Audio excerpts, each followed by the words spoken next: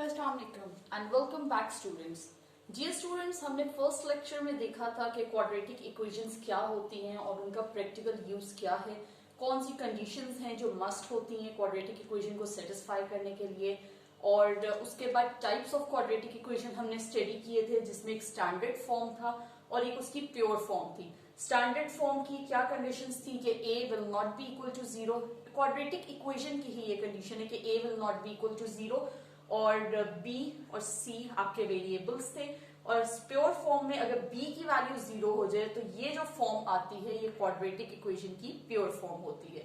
ठीक है, इसकी डेफिनेशन को हम जल्दी से रिव्यू कर लेते हैं कि कोई भी ऐसी इक्वेशन जिसमें अननोन वेरिएबल की जो पावर है वो स्क्वायर है, यानी 2 है और उससे हायर ना हो, तो वो क्वाड्रेटिक इक्वेशन होगा। ठीक है, होप सो आपको क्लियर होगा। और अगर किसी ने लास्ट लेक्चर मिस कर दिया तो काइंडली डिस्क्रिप्शन में लिंक है, उससे वो लास्ट चैप्टर जो लास्ट हमने डिस्कस किया था लेक्चर, उसको रिकैप कर सकते हैं। ओके, आज हम स्टार्ट करेंगे एग्जांपल्स ऑफ क्वाड्रेटिक इक्वेशंस, और उससे पहले हम डिस्कस करेंगे टाइप्स ऑफ या methods of solving quadratic equation.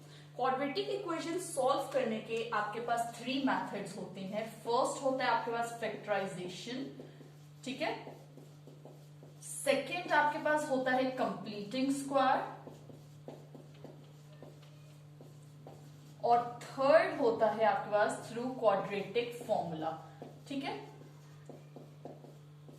आपको अक्सर एग्जाम्स में स्पेसिफाई कर दिया जाता है कि आपने थ्रू कंप्लीटिंग स्क्वायर क्वेश्चंस को सॉल्व करना है, या थ्रू क्वाड्रेटिक फॉर्मूला, या थ्रू फैक्टराइजेशन। और कभी ऐसा होता है कि जस्ट सॉल्व लिख दिया जाता है और उधर आपके पास ओपन चॉइस होती है कि आप इन तीनों में से किसी भी मेथड से क्वाड्रेटिक इक्वेशन को सॉल्व कर लें।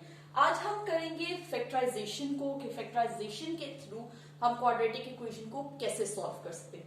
फैक्टराइजेशन, ये वर्ड आपके लिए अननोन नहीं है। आपने पहले भी फैक्टर्स बनाए हुए हैं जूनियर क्लासेस में भी, और एलसीएम एचसीएफ के लिए भी फैक्टर्स ही बनाए जाते हैं। और आज इस क्वेश्चन में हम फैक्टराइजेशन ही करेंगे। ठीक है, सबसे पहले तो आप अगर ये इक्वेशन को देखें तो ये स्टैंडर्ड फॉर्म में नहीं है, ये एग्जाम्पल जो है स्टैंडर्ड फॉर्म में नहीं है। सबसे पहला हमारा स्टेप होगा इसको स्टैंडर्ड फॉर्म में लाना, और उसके लिए हमारे पास इज इक्वल टू के उस साइड पे होना चाहिए 0। सो x को हम इस साइड पे ले आएंगे और इसी तरह 20 भी इस साइड पे आ जाएगा। सो माइनस माइनस प्लस और sign of the bigger number -20 equals to 0। ये जो अब इक्वेशन है ये अब आ गई है आपकी standard form of quadratic equation. अब हम इससे सॉल्व करेंगे आगे।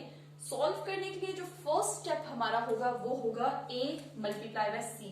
ये काम हमने रफ में करना है, ये जो काम है ये रफ में करेंगे। a आपके पास क्या है 3 और c क्या है -20, दैट गिव्स यू -60। अब हमें ऐसे फैक्टर्स चाहिए -60 के जो रिजल्टेंट आंसर दें -7। ठीक है, 160 230 320 4 15 5 12। अब अगर आप देखें मैंने यहां स्टॉप कर दिया क्योंकि 5 12 60 आपके पास ऐसा फैक्टर आ गया है जिसको प्लस माइनस करके हमारे पास 7x आ सकता है। अगर हम इसको माइनस साइन ही रखें तो it will give you 3x square plus 5x minus 12x equals to -20 equals to 0। ठीक है, ये आपकी आ गई फॉर्म फैक्टर्स जिसमें आपके बन गए हैं 7x के। ठीक है, अब इनकी आपने ग्रुपिंग ऐसे करनी है कि ये जो आप कुछ ना कुछ इसमें से कॉमन निकल आए। ठीक है, 3x स्क्वायर -12x का ग्रुप बना लेते हैं। सेकेंड ग्रुप कर लेते हैं 5x -20 का। ज्यादातर हम ग्रुपिंग इसी तरह करते हैं कि फर्स्ट और थर्ड, सेकेंड और फोर्थ। ठीक है, अब इसमें से देखिए आपके पास कॉमन क्या आ रहा है 3x कॉमन लेने के बाद x -12 बचेगा, और इसी तरह से यहां पर 5 कॉमन लेने के बाद x -4 3 4 12, यहां 5 कॉमन लेने के बाद x -4 इक्वल्स टू 0। अब इस 3x + 5 को एक ब्रैकेट में कर लेते हैं और जो कॉमन टर्म्स हैं दोनों में x माइनस 4 ये एक ब्रैकेट में आ गया इज इक्वल टू 0। अब इन दोनों को हम इक्वल्स टू 0 सेपरेटली पुट करेंगे 3x प्लस 5 इक्वल्स टू 0 और इसी तरह x माइनस 4 इक्वल्स टू 0। इधर से 3x इक्वल्स टू 5 उस साइड पे जाके माइनस 5 हो जाएगा, x will be equal to minus 5/3 और इसी तरह से यहां पर 4 उस साइड पे जाके प्लस 4 हो जाएगा, x equals to 4।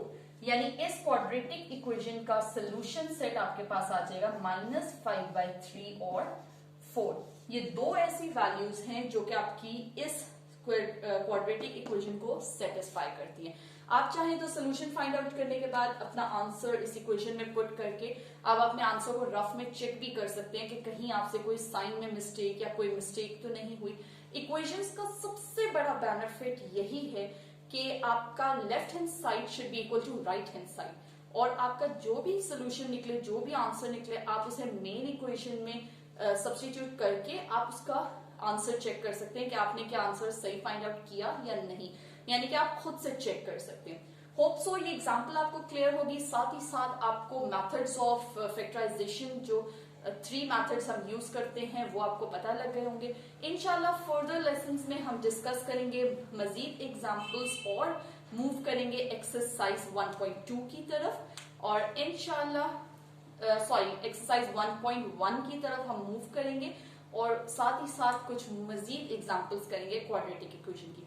See you in the next lecture. Thank you for watching my video. Stay tuned. Allah Hafiz.